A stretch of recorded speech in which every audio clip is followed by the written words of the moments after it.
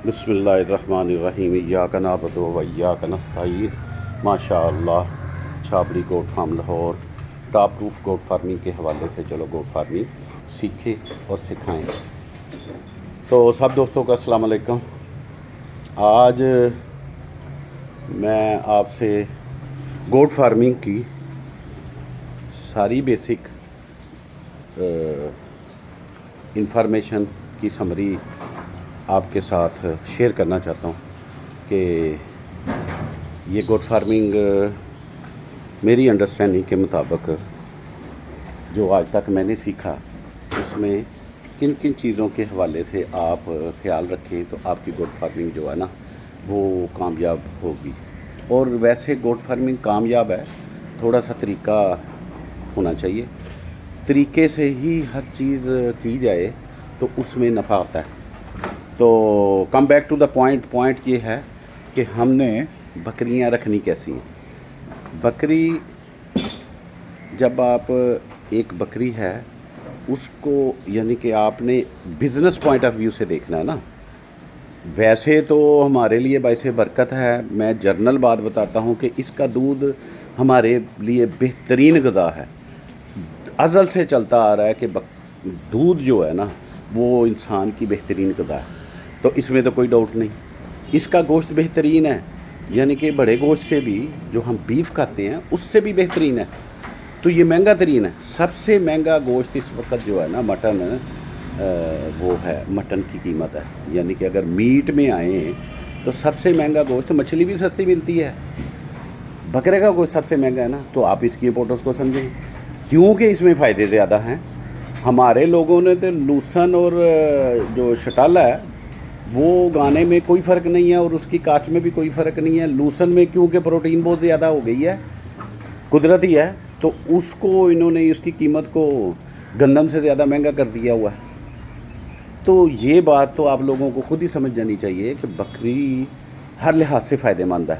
अब आ जाएँ बिज़नेस की तरफ। आपने 10 बकरियाँ रखी, 10 बकरियों से आप साथ एक ब्रीडर रख लें। तो सिंपल सी मैं बात बताता हूँ कि इसमें कोई इतनी बड़ी साइंस नहीं है। आपने क्रॉसिंग से पहले आपने डिवर्मिंग लाजमी करानी है, ठीक है। क्रॉसिंग का भी प्रोटोकॉल है, क्रॉसिंग से पहले का भी प्रोटोकॉल है, फिर जब आपकी बकरियां क्रॉस हो के कंसीव कर लें उसका भी एक प्रोटोकॉल है। प्रोटोकॉल है ना, सिस्टम है ना। हर घर हर चीज़ में जब आप हमारे यहाँ जब बच्चा पैदा होता है तो अगर सर्दी हो तो हम उसे सर्दी से बचाते हैं, गर्मी हो तो गर्मी से बचाते हैं, उसकी ज़्यादा टेक केयर करते हैं। तो वो उसका नाम प्रोटोकॉल होता है। तो come back to the point, 10 बकरियां ली, 10 बकरियों ने आपको 20 बच्चे दिए। 20 से ज़्यादा भी हो सकते हैं, 20 से एक आध कम भी हो सकता है। क्यों कि किसी बकरी ने 2 भी देने हैं, किसी ने 3 भी देने हैं और किसी ने 1 भी देना है। तो आप 2 ही एवरेज लगाएं, आपकी बकरियां 20 बच्चे आ गए, ठीक है। उन्हीं बकरियों को आपने 3 माह का वक्फा छोड़ने के बाद, वैसे 2 माह काफ़ी है, 60 दिन के बाद बकरी क्रॉस हो सकती है। आपने 3 माह के बाद 3 माह रखें, सुकून से बकरी की सेहत को बहाल करें, उसका फिर प्रोटोकॉल दें। प्रोटोकॉल देने के बाद आप उसको फिर क्रॉस करा दें। 3 महीने वो और 5 महीने बाद उन्होंने फिर आपको 20 बच्चे दे दिए, ठीक है। अभी आपके पास बच्चे 2 दफ़ा उसने बच्चे दे दिए। अब फिर 3 माह का प्रोटोकॉल दें और 3 माह के बाद फिर उसको क्रॉस कराएं और 5 महीने के बाद आपको फिर वो बच्चे दे दें। तो 8 और 8 16, 16 और पहले 8 8 24, 2 साल की मैं कैलकुलेशन बताता हूँ। 2 साल की कैलकुलेशन में आपने बकरी घर आके क्रॉस करवाई, बाहर से गबन नहीं ली, घर आके क्रॉस कराई। आपकी बकरियां 24 महीने में 3 दफ़ा उन्होंने बच्चे दे दिए। आपके पास 60 जानवर और बढ़ गए। जो आपके 10 जानवर थे वो 60 जानवर और बन गए। अब इसमें आप मैं कुछ नहीं कहता, आप खुद खर्चा निकाल लें, आप मोर्टेलिटी निकाल लें। आपका अगर आपने सीखा, मेरे इस फार्म में अल्हम्दुलिल्लाह बड़ी बकरी मेरे पास एक्सपायर हुई है। आज तक मेरे घर में जो बच्चे बकरी के पैदा हुए हैं ना, 3 साढ़े 3 साल हो गए, वो बच्चा नहीं मरा। अल्लाह का एहसान है इसमें। اس میں فخر سے کہتا ہوں کہ اللہ نے میری مدد کی. یہ مت سوچیے گا کہ میں کوئی بڑی بات کر رہا ہوں جو اللہ تعالیٰ معاف کرے وہ اس حوالے سے آئے کہ میں گستاخ اللہ تعالیٰ کا گناہ گار ہو جاؤں. اللہ نے بچایا ان کو، میری کوئی اوقات ہی نہیں ہے. اچھا مجھے نا وہاں کی پرابلم نظر آ رہی ہے، وہ بانس ٹوٹ کیسے گیا ہے، یہ پوچھنے والی بات، سوچنے والی بات ہے بابا جی. چلو بہرحال وہ بعد میں دیکھتے ہیں. تو میں موضوع کی طرف آتا ہوں کہ ہم نے بکریاں جو ہیں وہ 2 سال میں ہم نے اس کی 3 جولیاں لی. جو برڈ پالتے ہیں نا وہ کہتے ہیں جی کلچ لیے، ہم نے 3 کلچ لیے بڑی آسانی کے ساتھ.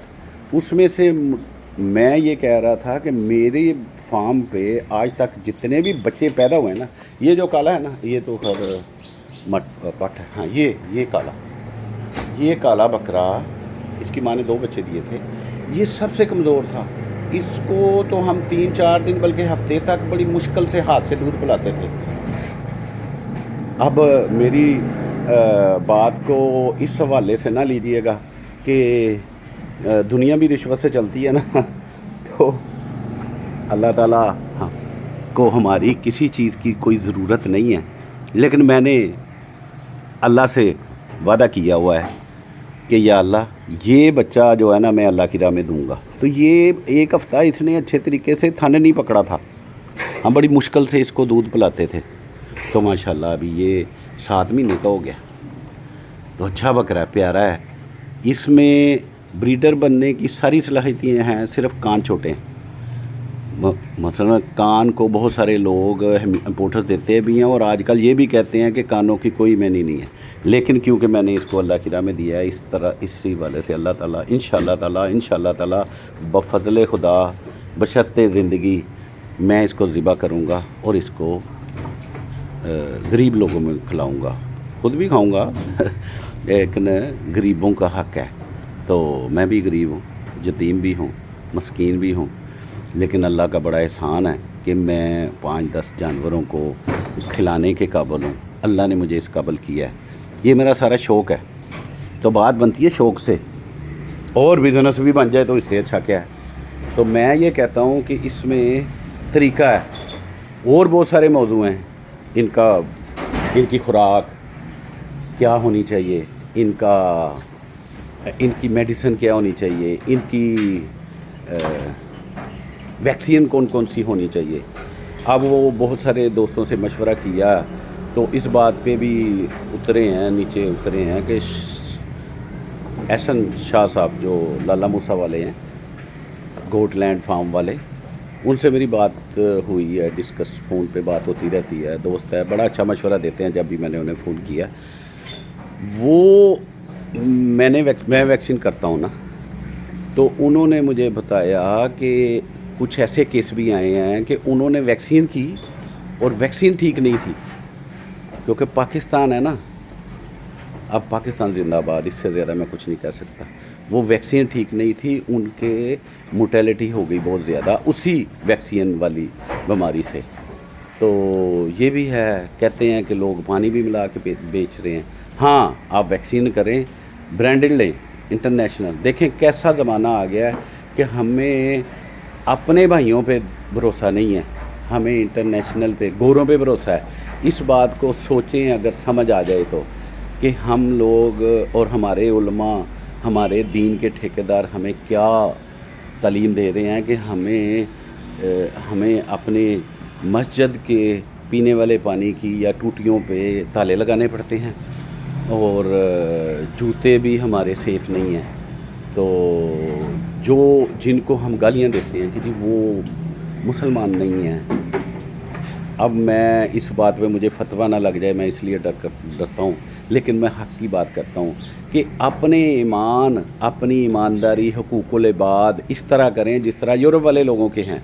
حقوق العباد کو دیکھو بھائی، اللہ کو تو نہ ہماری نمازوں کی ضرورت ہے. میں یہ نہیں کہہ رہا کہ نماز نہ پڑھے، لیکن اللہ نے سب سے زیادہ ترجیح دی ہے آپ کو حقوق العباد پہ. اللہ تعالیٰ فرماتے ہیں کہ اگر انسان میرا گناہ گار ہوا نا تو تو میں اسے معاف کر دوں گا. میں غفور الرحیم ہوں. اور اللہ تعالیٰ وعدہ کرتا ہے کہ میں ایک سجدے سے آپ کو صدق کے دل سے ایک سجدہ کرو میں راضی ہوں. صدق کے دل سے ایک سجدہ کر دو میں راضی ہوں. لیکن اگر کسی کا دل دکھایا آپ نے, کسی کو نقصان پہنچایا ہے, جھوٹ بولا ہے, تکلیف دی ہے اپنی زبان سے, حتیٰ کہ اپنی زبان سے بھی آپ نے کسی کو تکلیف دی ہے نا, اور انٹینشنلی دی ہے, اس میں وہ بندہ بے قصور تھا, آپ کو اس کا حساب دینا پڑے گا. اور وہ بندہ معاف کرے گا تو معافی ہوگی, میں اس کو معاف نہیں کروں گا. تو سوچیں اس بات پہ. اللہ تو اپنے جو فرائض ہیں اس سے اللہ کہتا ہے کوئی مسئلہ فکر نہ کرو, حقوق العباد کی فکر کرو. سوری میں موضوع کسی اور کی طرف چلا گیا, جذباتی ہو گئے ہوں. اللہ تعالی ہم سب کو آسانیاں عطا فرمائے اور آسانیاں تقسیم کرنے کی توفیق عطا فرمائے. اللہ حافظ.